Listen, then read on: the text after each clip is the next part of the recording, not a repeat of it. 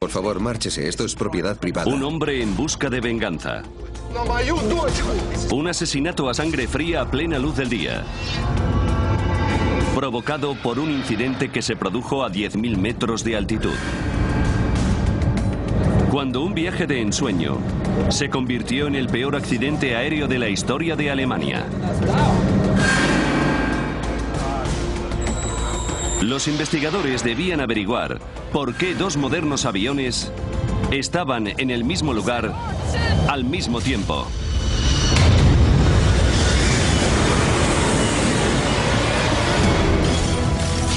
Los desastres no ocurren sin más, son provocados por una serie de acontecimientos críticos. Vamos a revelar las fatídicas decisiones de esos últimos segundos catastróficos. Segundos catastróficos, muerte en pleno vuelo. Rusia. Moscú. Aeropuerto Internacional de Domodedovo. 1 de julio de 2002, 8:10 de la tarde. 45 niños esperaban embarcar en un vuelo rumbo a Barcelona. Era su premio por sacar buenas notas en el colegio. Entre ellos se encontraba Artur Hamatov, de 11 años.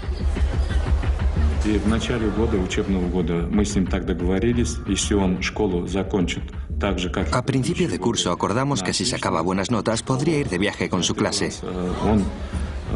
Una tarde, cuando volví del trabajo, me enseñó las notas del colegio y me dijo: «Papá, he cumplido mi palabra».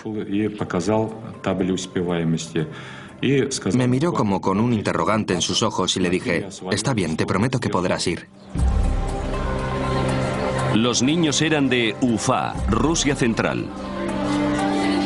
Habían llegado con retraso a Moscú porque habían perdido su primer vuelo. Tuvieron que fletar otro avión que les llevara a España. El vuelo BTC 2937 listo para embarcar. En el mismo vuelo se encontraban Svetlana Kaloyev y sus hijos Konstantin y Diana. Iban a visitar a su padre, que llevaba 1 año y medio trabajando en España. Hablaba con ellos por teléfono todos los días. Y eso hacía que mi vida fuera más llevadera. Pero fue duro no poder ver a mis hijos durante tanto tiempo. Svetlana tuvo suerte de encontrar sitio en este charter de Bashkirian Airlines. Los retrasos con los visados hacían que otros vuelos estuvieran completos. Por fin nos íbamos a ver y lo íbamos a pasar muy bien todos juntos.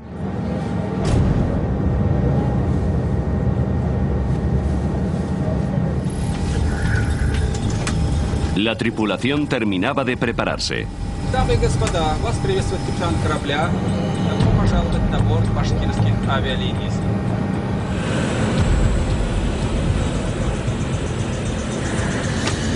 8:48 de la tarde. El vuelo charter 2937 de Bashkirian Airlines despegaba del aeropuerto de Moscú Domodedovo. Distancia a Barcelona 3.000 kilómetros. Tiempo estimado de vuelo 4 horas y 20 minutos. Suiza. Torre de control de Zúrich. 11 de la noche. El controlador aéreo Peter Nielsen, danés de 35 años, hacía el turno de noche. Él y otro controlador dirigen el espacio aéreo sobre el este de Suiza y parte del suroeste de Alemania. De día es una de las zonas de más tráfico aéreo de Europa. Pero de noche hay muy poco tráfico aéreo, con escasos aviones. El compañero de Peter Nielsen se tomaba un descanso. Nielsen era el único responsable de todo el espacio aéreo de Zúrich.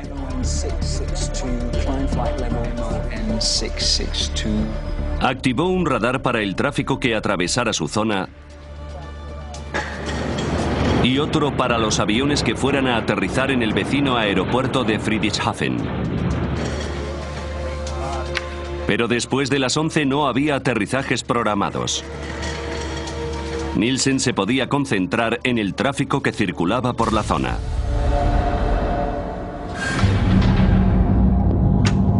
Once y 6 minutos de la noche. Svetlana Kaloyev y sus hijos, junto con el resto de pasajeros del charter de Bashkirian Airlines, sobrevolaban Austria a unos 10.000 metros.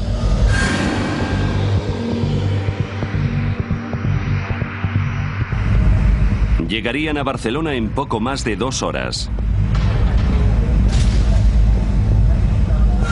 A 600 kilómetros de distancia, un Boeing 757 de DHL despegaba de Bérgamo, Italia.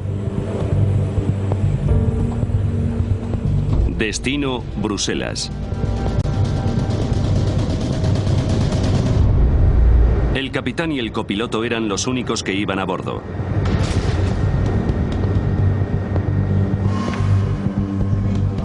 Los ingenieros de mantenimiento llegaban a la sala de control de Nielsen. Iban a comprobar el radar principal.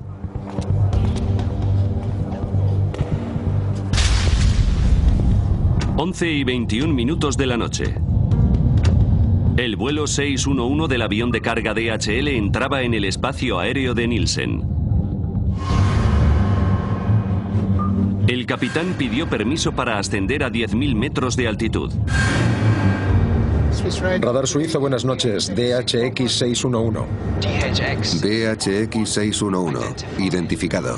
Ascenso programado en 4 o 5 minutos. Antes de dar permiso para ascender, Nielsen tenía que regular tráfico. Descenso de vuelo 320. Los ingenieros de mantenimiento necesitaban trabajar en el sistema telefónico. ¿Podéis hacerlo rápido, por favor? Gracias. 11 y 25 minutos de la noche. Un avión inesperado se aproximaba a Friedrichshafen. Nielsen tuvo que cambiar de estación de radar. Pero el vuelo retrasado AF1135 se aproximaba para aterrizar.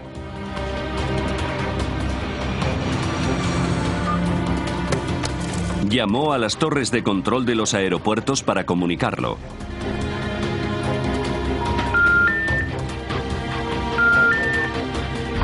No podía contactar con ellos. Pero todavía quedaban 10 minutos para que el Airbus aterrizara.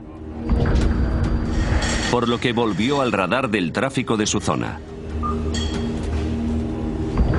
DHX 611. Y dio al avión de carga DHL luz verde para ascender a 10.000 metros. Ascenso de nivel 360.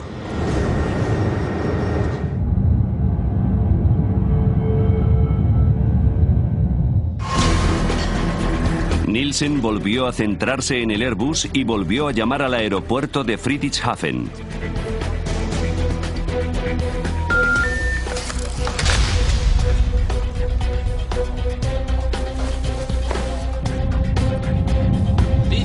BTC 2937. El charter de Bashkirian Airlines contactó al aproximarse a su espacio aéreo. Aquí torre de control, repita. BTC 2937.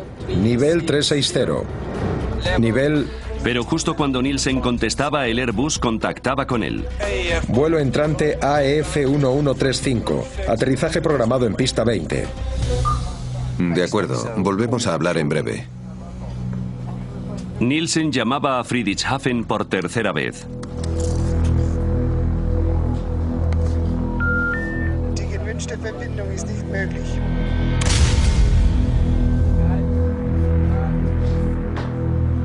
AF1135. Llamó por radio al Airbus para decirles que contactaran con el aeropuerto directamente. He perdido la conexión telefónica con Friedrichshafen. ¿Pueden contactar con ellos ustedes directamente?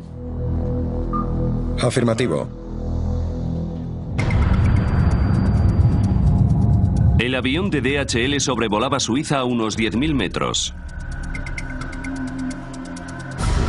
De repente, su sistema de alerta de tráfico y evasión de colisión aérea, el TCAS, hizo sonar una alarma. Tráfico. Tráfico. Tráfico. Tráfico. En el mismo instante, los sistemas TCAS del avión de Bashkirian Airlines también saltaron. Tráfico. Tráfico. Los dos aviones estaban a 25 kilómetros de distancia y volaban exactamente a la misma altitud por la misma zona.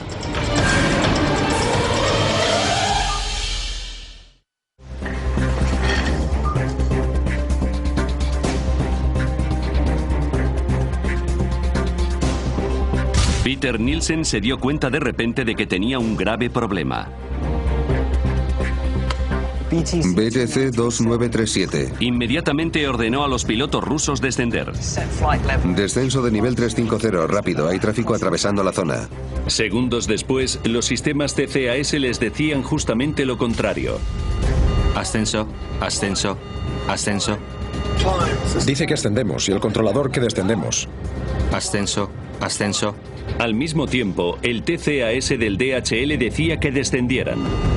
Descenso, descenso.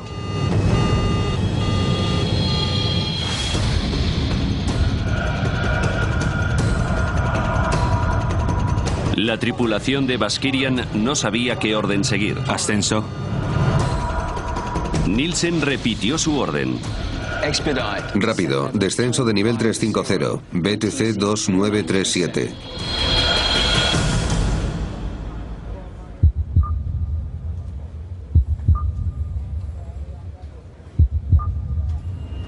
Cuando vio que habían seguido sus órdenes, Nielsen les comunicó que el avión DHL se les estaba acercando por su lado derecho. Hay tráfico en posición 2 en punto, a 360. Volvió a comunicar con el Airbus.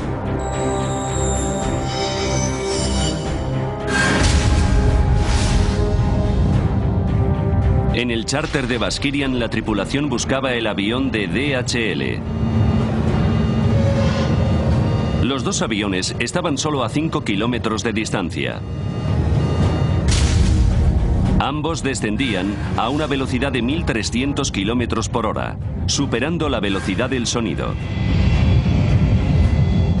Está aquí, descenso, descenso, rápido, descenso. Descenso.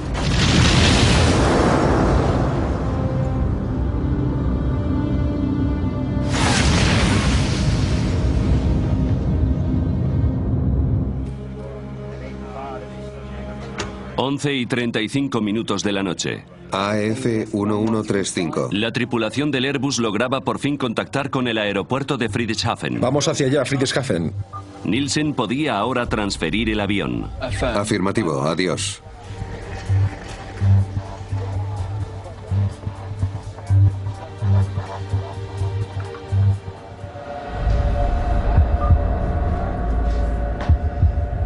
BTC 2937. BTC 2937.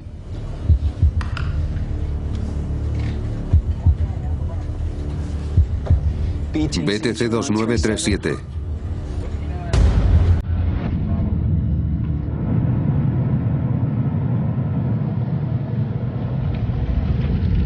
Los restos del avión cayeron desde el cielo cerca de la localidad alemana de Überlingen.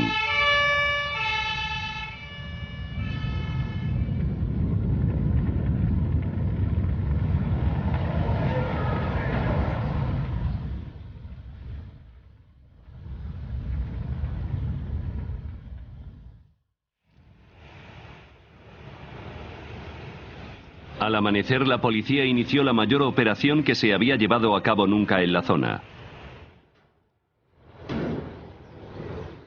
Los bomberos debían empezar la difícil tarea de buscar cadáveres.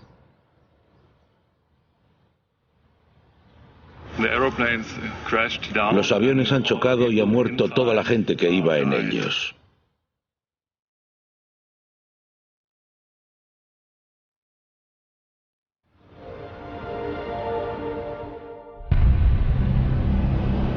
A los pocos días, las familias de las víctimas llegaban a la zona.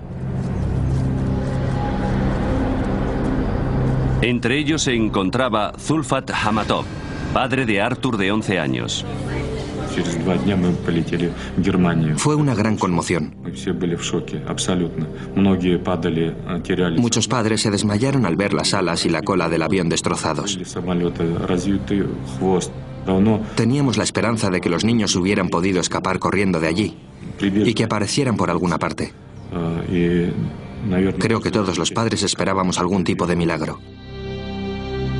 Vitali Kaloyev voló desde Barcelona confiando recibir la noticia de que su mujer y sus hijos no iban en ese vuelo. Tenía que asegurarme. Puede que no fuera su avión el que había chocado, que les hubiera pasado alguna otra cosa. ¿Cómo lo podía saber sin ninguna prueba?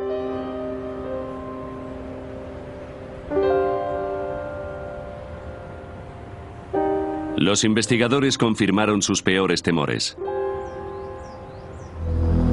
Se confirmó que las 71 personas a bordo de los dos aviones habían muerto. Era el peor accidente aéreo que se había producido nunca en Alemania. En una industria protegida por los sistemas de seguridad más avanzados y completos, ¿cómo podía ocurrir esto?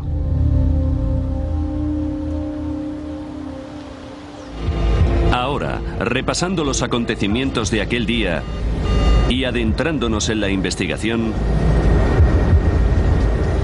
revelaremos la desastrosa cadena de eventos que llevaron a dos aviones al mismo lugar en el mismo momento.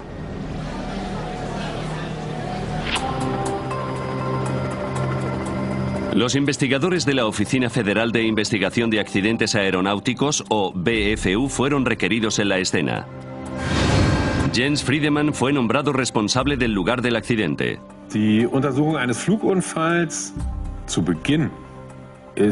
La investigación de un accidente aéreo es como una investigación forense, una escena del crimen. Hay que determinar los hechos.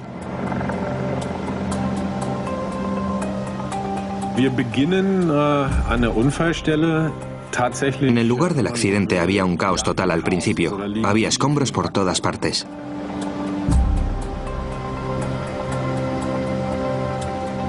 Friedemann no podía dar nada por supuesto. Ni siquiera que los dos aviones hubieran chocado. Es waren zwei Flugzeuge unterwegs, zwei Verkehrsflugzeuge. Ob sie sich getroffen haben oder ob sie nur dicht genug aneinander. No sabíamos si los aviones habían chocado o si habían pasado demasiado cerca y habían perdido el control, ni qué había ocurrido en realidad. Sin las cajas negras, Friedemann solo podía especular con qué había ocurrido examinando los fragmentos de escombros. Las piezas claves fueron trasladadas a unas instalaciones especializadas del norte de Alemania. A Friedemann, el enmarañado de metales pronto le sirvió para aclarar los hechos.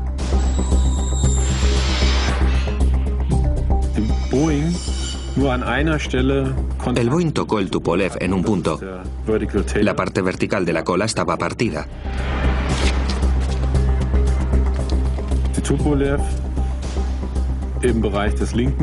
El Tupolev tenía dañada el ala izquierda y la parte izquierda del fuselaje. También había pruebas de colisión en la parte inferior del ala derecha. Los restos revelaban que el avión de carga de DHL y el charter de Baskirian Airlines habían chocado en pleno vuelo. Ahora sabemos qué ocurrió. La cuestión es, ¿por qué ocurrió? ¿Por qué iban tan cerca?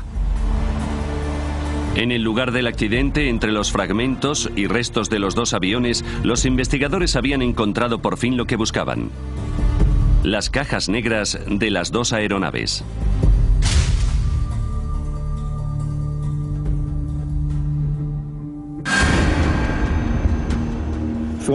Era muy importante para nosotros como investigadores de accidentes. Johan Royce, del BFU, Oficina Federal de Investigación de Accidentes Aeronáuticos, se unía a la investigación. Su trabajo consistía en analizar los contenidos de los grabadores. Los grabadores de voz de la cabina de mandos nos ayudaron a entender qué pasó en la cabina, por qué los pilotos tomaron las decisiones que tomaron. Royce comenzó examinando el sistema de alerta de colisiones aéreas, los TCAS. Nuestra primera tarea era determinar si los TCAS habían funcionado como tenían que hacerlo según su diseño. Los sistemas TCAS construyen un mapa tridimensional alrededor del avión usando su altitud, velocidad y dirección. Todos los aviones equipados con TCAS se comunican constantemente entre sí. Si un avión se acerca demasiado a otro, los TCAS alertan a los pilotos. Tráfico, tráfico. Y si es necesario, emite lo que se conoce como resolución de conflictos. Descenso, descenso. Tras analizar la caja negra, Royce determinó rápidamente que el sistema había funcionado como debía. Tráfico, tráfico. Antes de la colisión, los dos sistemas TCAS generaron y emitieron una resolución de conflictos. Al Tupolev ruso le dijeron que ascendiera y al Boeing de DHL que descendiera. Si el avión hubiera seguido esas instrucciones, no habría habido ninguna colisión. Pero mientras que los pilotos del avión de DHL obedecieron a los TCAS, Descenso, descenso. los pilotos rusos no lo hicieron. Ascenso, ascenso.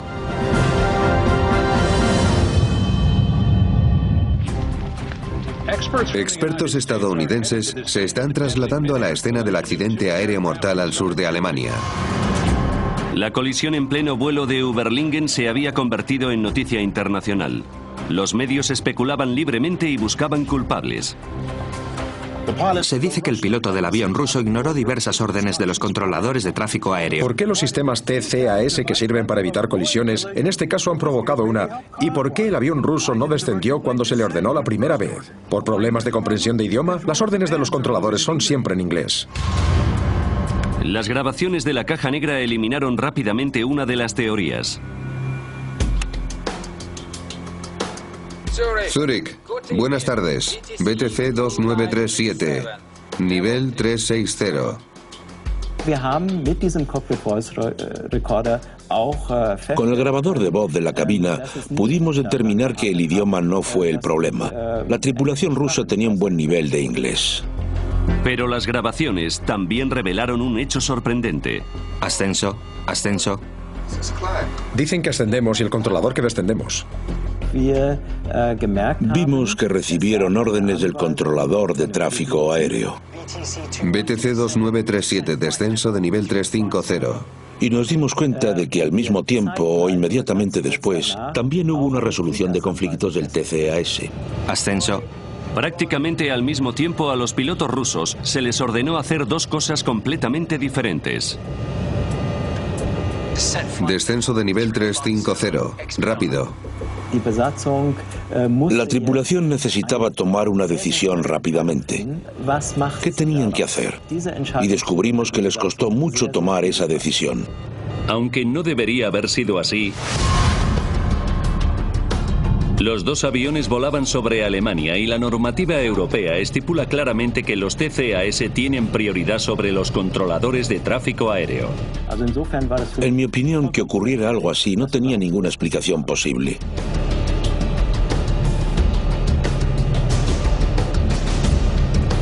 Ascenso, ascenso. ¿Por qué la tripulación no acató la orden de los TCAS como debería haber hecho?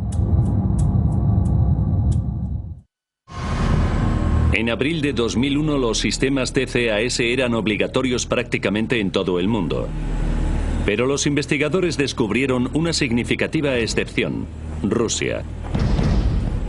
¿Podría ser que la tripulación rusa no supiera utilizar los TCAS?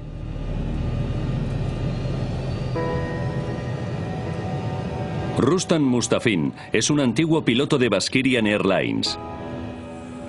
Confirma que aunque no era un procedimiento estándar en vuelos domésticos, los aviones que hacían vuelos internacionales iban equipados con sistemas TCAS.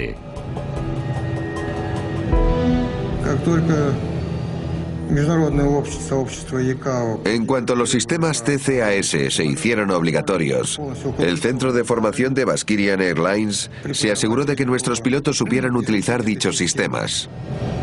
Mustafin volaba regularmente con los pilotos del vuelo 2937. En la época del accidente, ya teníamos bastante experiencia con los sistemas. La tripulación sabía cómo funcionaban los TCAS, pero ignoraron sus instrucciones. El manual de vuelo del Tupolev, la Biblia operacional del piloto, reveló por qué.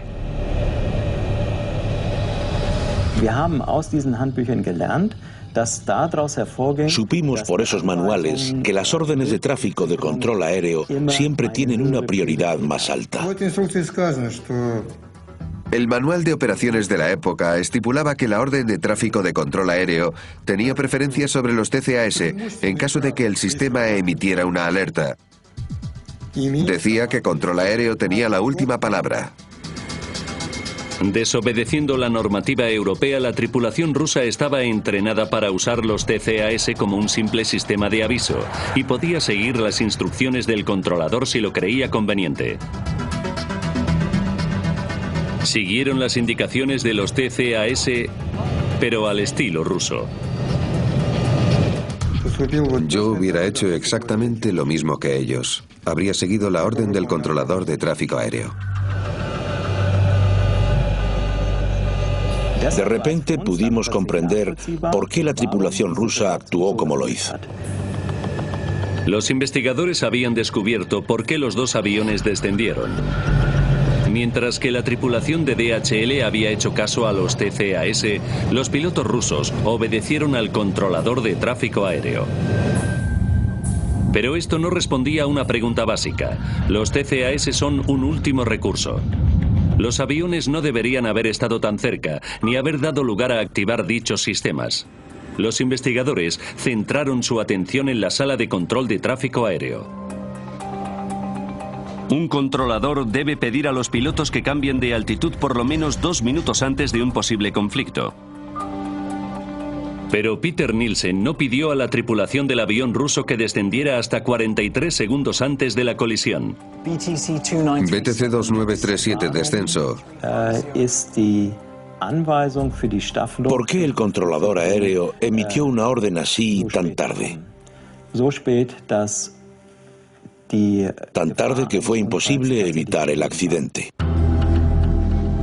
Gracias a los registros y a los interrogatorios, los investigadores supieron que Nielsen era el único controlador de tráfico aéreo de servicio la noche del 1 de julio. La política oficial de Skyguide es tener un mínimo de 2 controladores aéreos de servicio en todo momento. Los investigadores descubrieron que se había tomado como costumbre en Skyguide que los controladores se tomaran largos descansos en los turnos de noche. Tom Lorsen era un buen amigo de Nielsen, además de compañero de trabajo durante muchos años.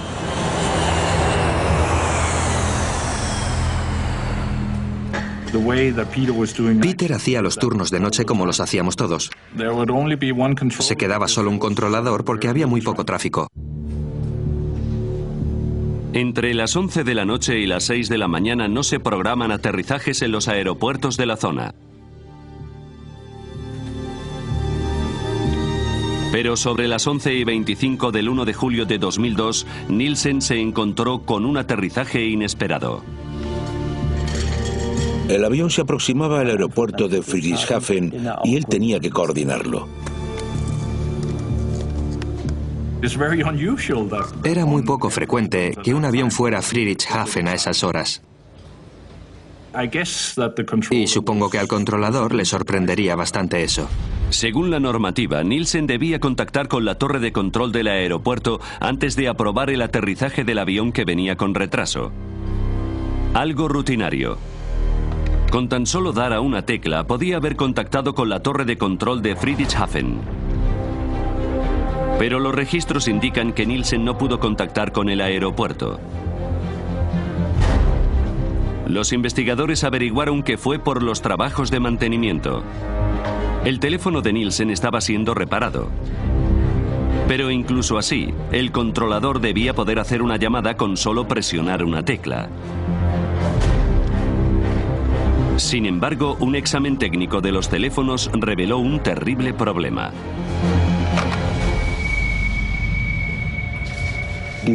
Los trabajos de mantenimiento debían ser algo adicional. Deberían haber dejado las líneas operativas, pero la comunicación telefónica no fue posible por otros problemas técnicos. Nielsen intentó repetidamente llamar a Friedrichshafen. Una tarea rutinaria le ocupó gran parte de su tiempo. Die gewünschte Verbindung ist nicht möglich.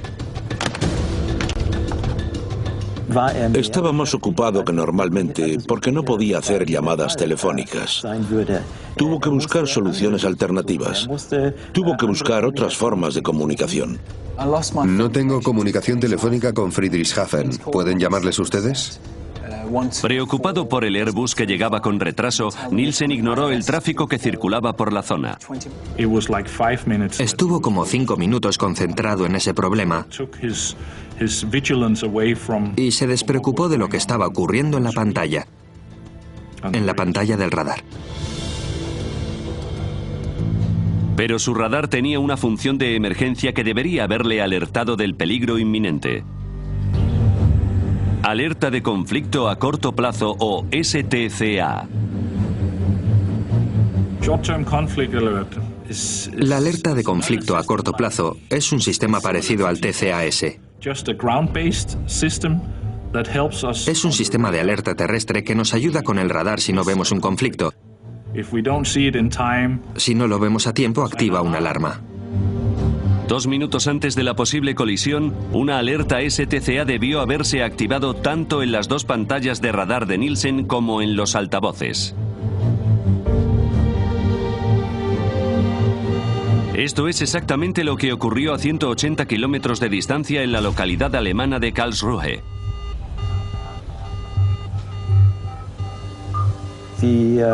Flugsicherung in Karlsruhe.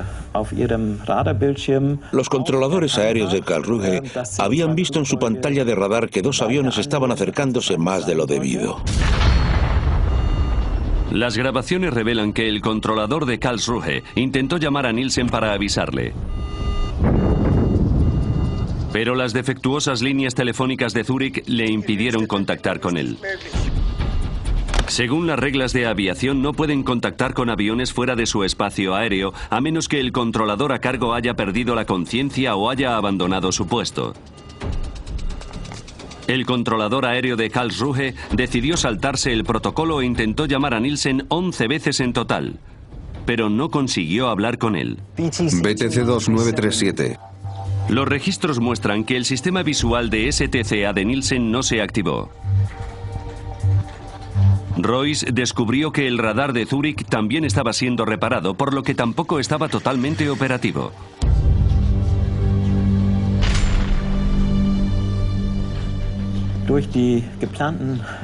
Los trabajos de mantenimiento programados en el sistema de radar hicieron que no fueran operativas todas las funciones que normalmente tiene disponibles. Debido a los trabajos de mantenimiento, Nielsen no contó con uno de los sistemas de alerta: la alarma visual de STCA.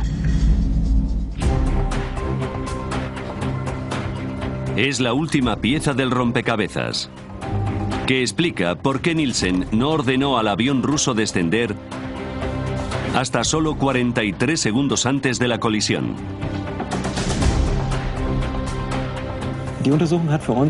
La investigación mostró que se produjeron una serie de acontecimientos desafortunados en la sala de control de tráfico aéreo.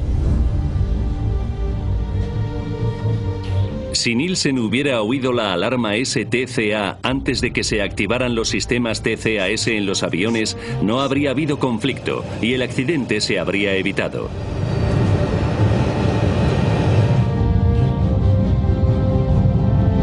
Pero ocurrió algo más. 19 segundos antes de la colisión, Peter Nielsen comunicó a los pilotos rusos que el avión de DHL se les estaba aproximando por la derecha. Tenemos tráfico en posición 2 en punto, ahora a 360. ¿Dónde está? En realidad se estaba aproximando por la izquierda, posición 10 en punto. La única explicación que los investigadores pudieron encontrar para que cometiera este error es el estrés.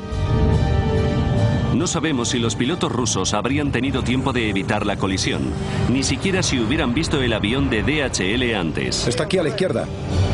Pero los registros muestran que en los últimos segundos lo intentaron.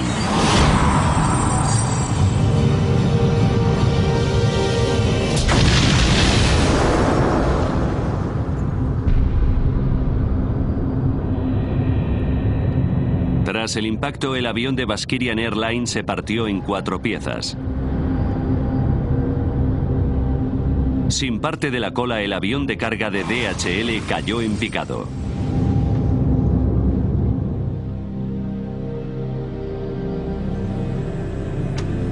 ...21 de febrero de 2004... Mientras que los investigadores elaboraban el informe final, Vitaly Kaloyev volaba a Zúrich. Estaba obsesionado con encontrar a algún culpable de la muerte de su mujer e hijos.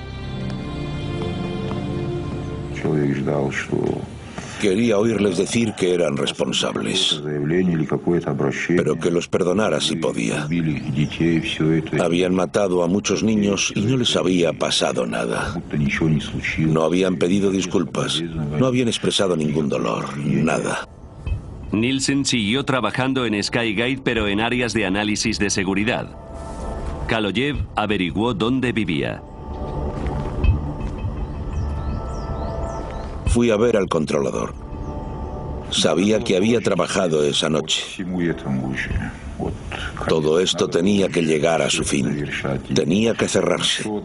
No podía esperar más. Y decidí terminarlo yo mismo. Nielsen salió. Era más alto que yo. Le mostré las fotos de mis hijos en sus ataúdes. Y él las apartó de un manotazo. Y después le di su merecido.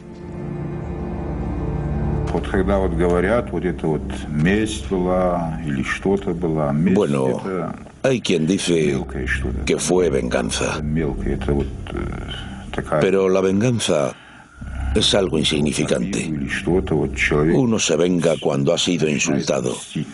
Pero esto no fue venganza. Fue un castigo.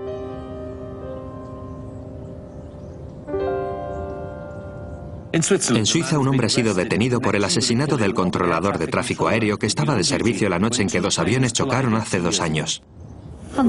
Lo buscó y lo apuñaló delante de su familia. Ha sido asesinado por un error fatal. Peter Nielsen tenía 36 años. Él y su mujer tenían 3 hijos. Tras su detención, Vitaly Kaloyev fue trasladado a una institución psiquiátrica mientras los tribunales decidían si estaba capacitado mentalmente para ser procesado. Kaloyev fue condenado por homicidio premeditado a 8 años en una prisión suiza.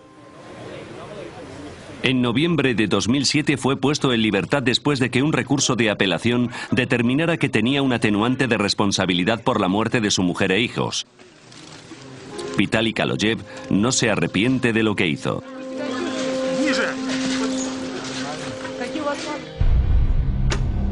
En mayo de 2004, tras casi 2 años de meticuloso trabajo, el equipo de investigación alemán publicó su informe final. Ahora es posible analizar los hechos de ese fatídico día gracias a las pruebas que se recabaron durante la investigación.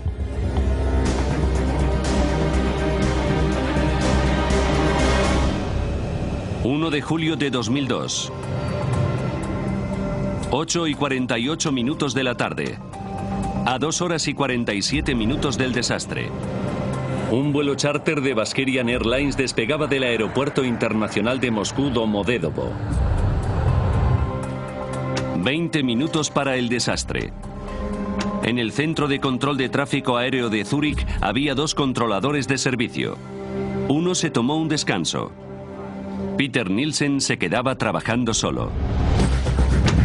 12 minutos y 33 segundos para el desastre. Un avión de carga de DHL entraba en el espacio aéreo de Nielsen y pedía permiso para ascender a 10.000 metros. 9 minutos y 49 segundos para el desastre. Un Airbus retrasado se aproximaba para aterrizar en el aeropuerto de Friedrichshafen. Nielsen intentó llamar al aeropuerto para transferir el vuelo, pero sus líneas telefónicas no estaban operativas por trabajos de mantenimiento y las de emergencia eran defectuosas.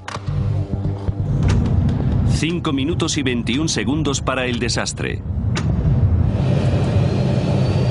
El charter de Baskirian Airlines se comunicó por radio con Nielsen. Volaba a 10.000 metros y estaba a punto de entrar en su espacio aéreo. 2 minutos para el desastre. Los aviones de Baskirian Airlines y DHL estaban a la misma altitud, a menos de 44 kilómetros de distancia, y se aproximaban superando la velocidad del sonido. La alerta de conflicto a corto plazo o STCA debía avisar a Nielsen de la inminente colisión. Pero su radar está también siendo reparado, por lo que el sistema STCA no funcionaba bien.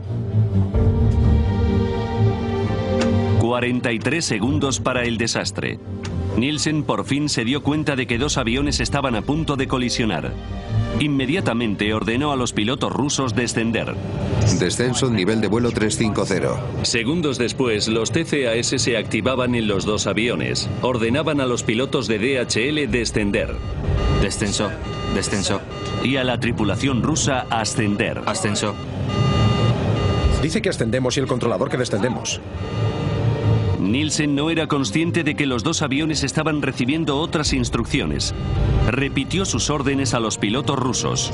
BTC 2937, descenso de nivel de vuelo. La normativa rusa permite a los pilotos tomar las decisiones que consideren pertinentes en situaciones de conflicto similares. Aquí siguieron las órdenes de Nielsen. Los 2 aviones empezaron a descender. 19 segundos para el desastre. Nielsen creía que el conflicto estaba resuelto, pero antes de cerrar la transmisión comunicó a la tripulación rusa que el avión de DHL se les aproximaba por la derecha, pero en realidad se aproximaba por la izquierda. ¿Dónde está? 3 segundos para el desastre. La tripulación rusa divisaba el avión de DHL. Está aquí a la izquierda. Intentaron evitarlo, pero era demasiado tarde. ¡Descenso rápido, descenso rápido! A las 11 de la noche y 35 minutos los aviones chocaron, a unos 10.000 metros sobre la localidad alemana de Überlingen. Las 71 personas a bordo de los 2 aviones murieron.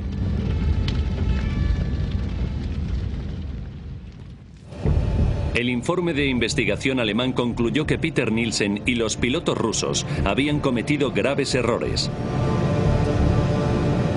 Pero la principal causa del accidente era negligencia por parte de Skyguide. En mayo de 2004, justo después de que se publicara el informe de la Oficina Federal de Investigación de Accidentes Aeronáuticos, el presidente de Skyguide, Alan Rosier, en una conferencia de prensa pidió disculpas de forma oficial.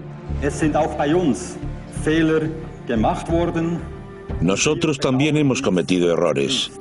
Y lo lamentamos profundamente.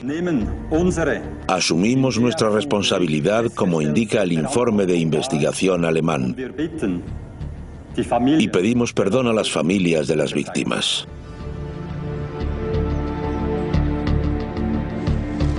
En septiembre de 2007, un tribunal suizo declaró a 4 empleados de Skyguide culpables de homicidio imprudente. A 3 de los gerentes que permitieron la política de un único controlador aéreo se les impuso 1 año de libertad condicional. El encargado de supervisar los trabajos de mantenimiento la noche de la colisión fue multado con 13.500 francos suizos, unos $11.000. Siguiendo las recomendaciones del equipo de investigación alemán, Skyguide implementó diversos cambios de procedimiento. Ahora siempre hay 2 controladores aéreos de servicio incluso durante los tranquilos turnos de noche. Nadie se volverá a encontrar en la situación en que se encontró Peter Nielsen. Los investigadores también recomendaron que las regulaciones de los TCAS internacionales y regionales concordaran con las de los manuales de operaciones de los aviones. Los TCAS deben tener prioridad sobre el control de tráfico aéreo. No se puede afirmar con un 100% de seguridad que este tipo de accidentes no volverá a ocurrir, pero estamos bastante seguros de que hicimos una significativa contribución para evitar que se vuelvan a producir accidentes así.